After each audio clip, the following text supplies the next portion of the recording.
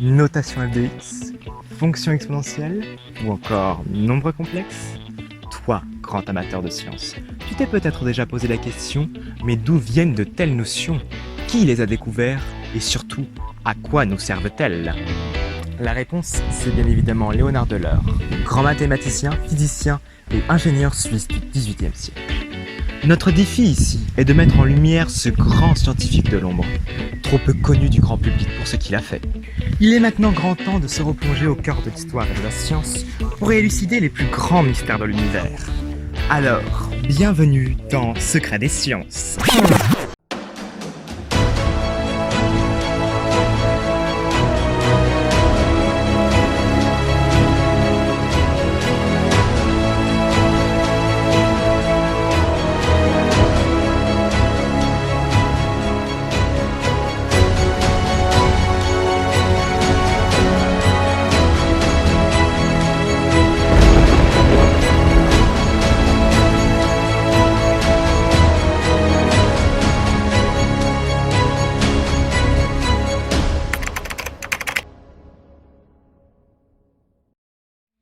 Issu d'une famille plutôt modeste, Léonard de L'Heure est né le 15 avril 1707 à Bâle en Suisse.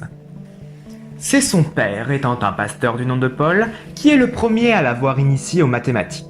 Cependant, qui est véritablement ce Léonard de L'Heure et qu'a-t-il vécu?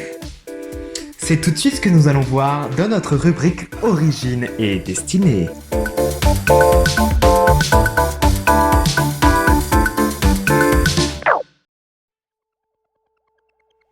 Vivant dans une ville près de son lieu de naissance, Léonard a tout d'abord suivi des cours dans une école qui lui offrait qu'un enseignement élémentaire. À l'âge de 13 ans, il entre à l'université de Bâle et y étudie la philosophie et le droit. En 1723, il obtient d'ailleurs son diplôme de philosophie. Par ailleurs, son père veut le voir devenir pasteur et le pousse à faire des études de théologie. Cependant, il va devenir élève de Jean Bernoulli, un grand mathématicien ami de son père. C'est alors que M. Bernoulli se rend compte que Léonard a un véritable talent pour les maths. En 1726, Euler termine ses études de mathématicien. Néanmoins, la Suisse ne lui permet pas de faire carrière ambitieuse dans les sciences. Ainsi, un an après, il rejoint l'Académie des sciences à Saint-Pétersbourg grâce à Catherine Ier, impératrice de Russie et fondatrice de cette académie. Cette dernière le nomme membre de la faculté de l'Académie par recommandation de Daniel et Nicolas Bernoulli, deux grands mathématiciens suisses et fils de Jean Bernoulli. De 1727 à 1733, il vivra chez Daniel Bernoulli, deviendra professeur de physique, professeur de mathématiques et servira comme lieutenant médecin dans la marine russe. Après ces 6 années, il quitte la maison des Bernoulli et rencontre Katharine Axel, sa future femme, fille d'un artiste russe. Ensemble, ils ont 13 enfants, dont seulement 5 survivront. Wow! Léonard, père patient et attentionné, déclare faire ses plus belles découvertes avec ses bébés dans les bras et ses enfants jouant à ses pieds. Malheureusement, à 28 ans, il perd la vue au niveau de l'œil droit et ne peut distinguer maintenant que de grands caractères tracés à la craie sur une ardoise. Par la suite, il publie en 1736 de nombreux articles et son livre Mechanica, qui présente pour la première fois la dynamique newtonienne sous forme d'analyse mathématique. Tout ceci lance Euler sur la voie de ses travaux les plus importants. En 1741, Frédéric II, le Grand, roi prusse, appelle Euler à Berlin pour qu'il puisse rejoindre l'Académie des sciences. Seulement, Léonard ne s'entend que très peu avec ce roi prusse puisqu'il l'appelle « cyclope mathématique » à cause de son problème de vue. Quelle boutade! Par ailleurs, c'est en Allemagne que Euler écrira plus de 200 articles, 3 livres d'analyse mathématique et une publication scientifique populaire, les lettres à une princesse d'Allemagne. Vers 59 ans, Léonard de L'Heure décide de retourner à Saint-Pétersbourg et y rester jusqu'à la fin de sa vie. Ayant toujours le souci de la clarté dans ses écrits, ce n'est qu'après cet âge qu'il produit près de la moitié de ses œuvres traitant de toutes les branches des mathématiques, malgré qu'il soit presque atteint d'une cécité totale. C'est en partie grâce à sa mémoire phénoménale qu'il peut réaliser tous ses écrits. En effet, Léonard sait répéter l'Énéide de Virgile du début jusqu'à la fin sans hésitation. Et c'est ainsi qu'il dicte à ses enfants ou à son valet toutes ses découvertes et ses pensées. Pour finir, C'est presque aveugle que notre cher Léonard Euler s'éteint à l'âge de 76 ans le 7 septembre 1783 à Saint-Pétersbourg. Après sa mort, l'Académie de Saint-Pétersbourg continuera à publier les œuvres posthumes du grand Léonard Euler pendant près de 50 ans.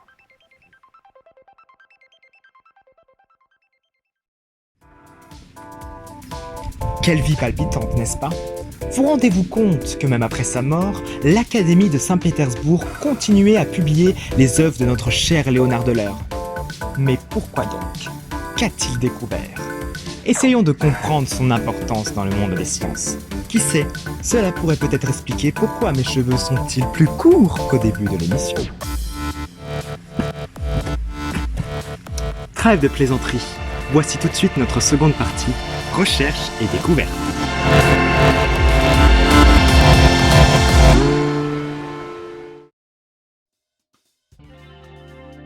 Si les œuvres de Léonard Euler ont continué à être publiées pendant plus de 50 ans après sa mort et sont connues dans le monde des sciences, ce n'est pas pour rien. Effectivement, il est le mathématicien le plus prolifique de son temps. Son œuvre complète comporte 886 livres et articles. Elle concerne la plupart des domaines des sciences.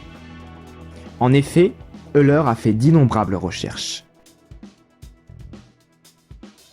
En physique, il s'est notamment intéressé à la mécanique, c'est-à-dire tout ce qui tourne autour du mouvement des objets. Il a par exemple étudié l'écoulement des fluides, les mouvements de la Lune, ou encore tout ce qui porte sur le centre et les moments d'inertie. Il a également porté ses recherches sur l'optique, l'élasticité, l'acoustique, ou encore sur la théorie des ondes lumineuses. En ce qui concerne les mathématiques, il correspondait beaucoup avec Goldbach, un mathématicien allemand. De plus, il a prolongé les travaux des Bernoulli et a démontré l'existence d'une droite au sein des triangles, celle qu'on appelle aujourd'hui la droite d'Euler. Il a également contribué à des calculs dans la notion de dérivée et dans le théorème des nombres premiers, vous savez, ces nombres qui ne sont que divisibles par 1 ou uniquement par eux-mêmes. On lui doit aussi la notation f de x pour les fonctions, i pour la racine carrée de -1, la lettre pi pour le nombre pi, et le nombre e pour la base des logarithmes naturels. Ces dernières sont d'ailleurs des notations évoquées dans les programmes de terminale scientifique.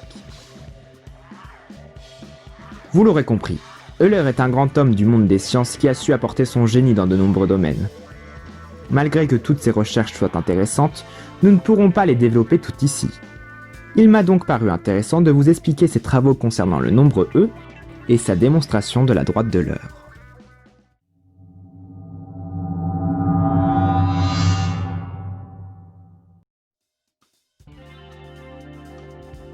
Le nombre e et la droite d'Euler font partie des notions les plus connues que Léonard a démontrées. Commençons tout d'abord avec le nombre e.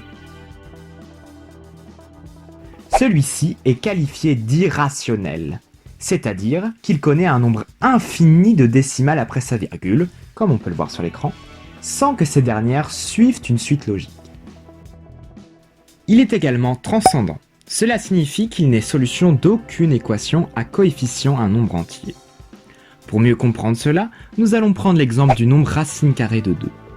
Ce dernier est irrationnel, mais pour autant, il n'est pas transcendant, car il est solution de l'équation x carré égale 2. Racine carrée de 2 est donc un nombre dit algébrique et non transcendant. Cependant, à quoi correspond le nombre e ? Il est en fait intimement lié à une autre fonction des mathématiques, les logarithmes, qui permettent de simplifier des calculs opératoires, notamment en astronomie à l'époque du XVIIIe siècle. Le nombre e est donc principalement en lien avec un logarithme spécifique, le logarithme népérien noté Ln, également étudié au programme de terminale scientifique. Il se trouverait en fait que la solution de l'équation ln de x égale 1 serait tout simplement le nombre e. Mais qu'a fait Léonard Euler dans tout ceci ? En effet, il est le premier à s'intéresser à ce nombre. On pourrait croire que la notation e vient de la première lettre de son nom, mais non, e est en fait la première lettre du mot exponentiel. Voici donc l'origine de la fonction exponentielle notée exp. Cette fonction est dite comme la réciproque du logarithme népérien. Mais qu'est-ce que cela signifie? En fait, si ln de x égale y, alors x égale exponentielle y, où x et y sont des nombres quelconques. Et justement, exponentielle 1 est égal au nombre e, et donc le logarithme du nombre e est égal à 1.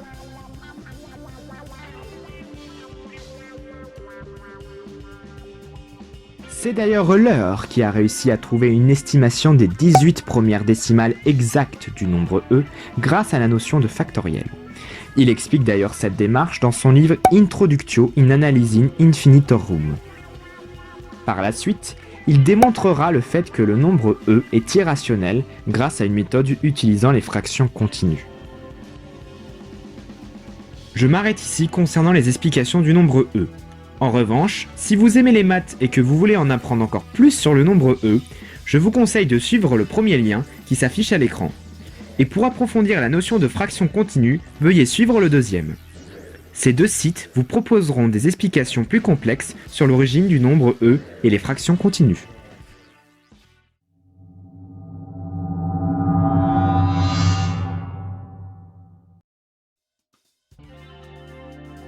Continuons maintenant avec la droite d'Euler. Mais quelle est cette droite? Qu'a-t-elle de si spécial? Tout d'abord, elle a été découverte par Robert Simson, un mathématicien écossais. Son nom n'a pas été attribué à celle-ci car il existait déjà une droite se nommant droite de Simson. Cependant, Leonard a par la suite prouvé l'existence de cette droite de façon algébrique dans un de ses livres. Cette dernière passerait en effet par le centre de gravité G, l'orthocentre H et le centre O du cercle circonscrit d'un triangle. Nous allons tout de suite expliquer la construction d'une telle droite. Voici un triangle ABC. En premier lieu, traçons les médianes, c'est-à-dire les segments reliant un sommet au milieu du côté opposé. On obtient donc le segment AM1, BM2 et CM3. Ces trois segments se croisent en un point G, le centre de gravité du triangle.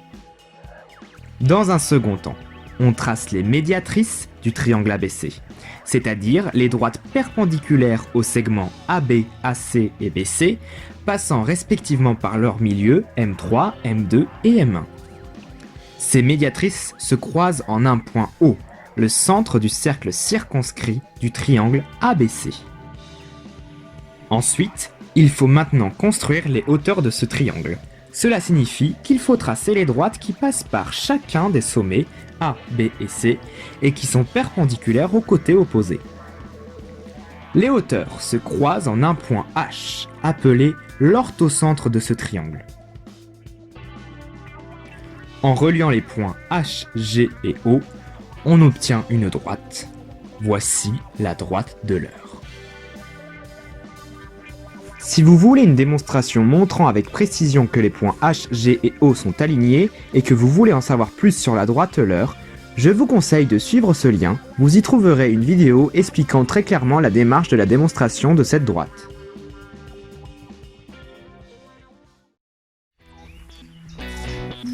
Ainsi, nous pouvons donc comprendre que Léonard Euler, de par son génie, a permis de nombreuses avancées dans la plupart des domaines des sciences. En effet, ses recherches ont rendu plus facile l'application de certains problèmes physiques notamment. De plus, nous pouvons retrouver notre cher nombre e grâce à la fonction exponentielle en économie ou encore en biologie pour mesurer la multiplication du nombre de cellules dans un organisme vivant. Léonard Euler est donc un grand scientifique qui a permis de mieux comprendre le monde qui nous entoure. Et voilà, notre émission arrive à son terme. Mais avant, j'aimerais vous recommander le nouveau numéro de notre partenaire NASA Argenton, écrit par la talentueuse Maëva Vigneras, qui se concentre cette fois-ci sur Katherine Johnson, une scientifique de l'ombre au cœur de la NASA. Mais aussi mon coup de cœur de la semaine, le journal du magnifique Romain Mouret, relatant des exploits de Benjamin Franklin. Enfin, avec un ton plus humoristique, la grande Mathilde Blonsard nous raconte ici le fabuleux voyage de Kepler et son ami. Pour terminer, j'espère que cette émission vous aura plu. Je vous souhaite une excellente journée et surtout, n'oubliez pas, l'univers est rempli de mystères et notre devoir est de tous les élucider. Alors, à bientôt dans un nouvel épisode de Secrets des Cieux.